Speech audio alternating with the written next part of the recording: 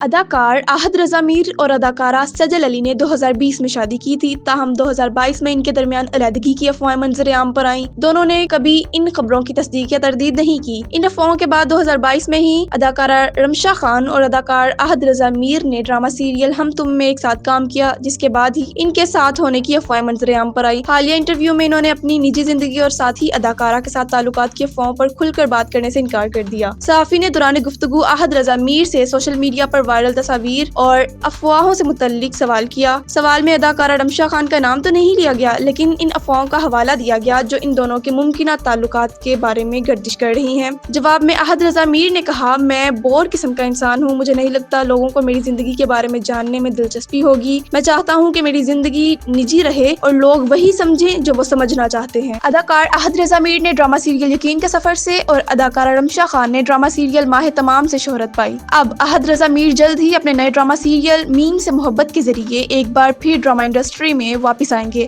دونوں اداکاروں نے ہی اپنی بہترین اداکاری سے مداحوں کے دل جیتے ہیں۔